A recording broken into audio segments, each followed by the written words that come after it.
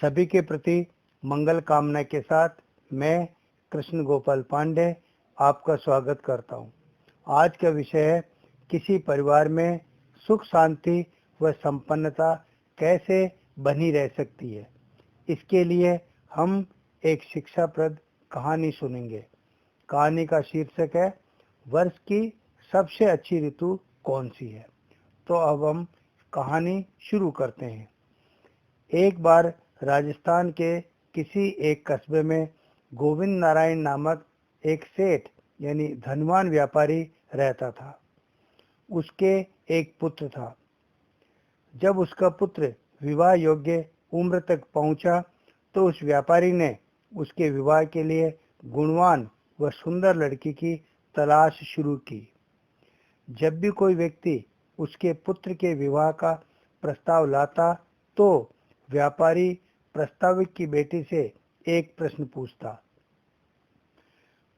प्रश्न यह था, वर्ष की सबसे अच्छी ऋतु कौन सी है। प्रत्येक लड़की इस प्रश्न का उत्तर अपनी सोच के अनुसार देती और उसका कारण भी बताती, परंतु सेठ को कोई भी उत्तर संतुष्ट नहीं कर सका। एक दिन हरि प्रकाश नामक एक अन्य व्यापारी अपने परिवार के साथ कहीं जा रहा था। रात्रि हो जाने से उसने उस कस्बे में रात्रि गुजारना चाहा जहां सेठ गोविंद नारायण रहता था।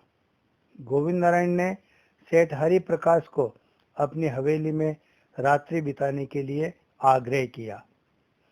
गोविंद नारायण ने हरि प्रकाश की अच्छी आवभगत की। सेठ हरि प्रकाश के भी एक पुत्री थी।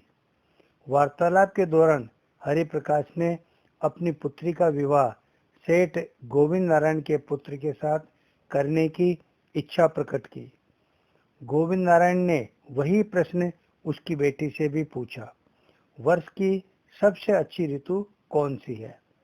लड़की ने उत्तर दिया, यदि परिवार में शांति हो, परिवार के छोटे सदस्य परिवार के बड़े सदस्यों का सम्मान करते हों और उनकी आज्ञा का पालन करते हों तथा परिवार के बड़े सदस्य छोटों के प्रति स्नेह की भावना रखते हों, परिवार के सभी सदस्यों में आपसी सहयोग की भावना हो, तो उस परिवार और उसके सदस्यों के लिए वर्ष की प्रत्येक ऋतु अच्छी और श्रेष्ठ होती है, क्योंकि ऐसे वातावरण में ही लक्ष्मी निवास करती है।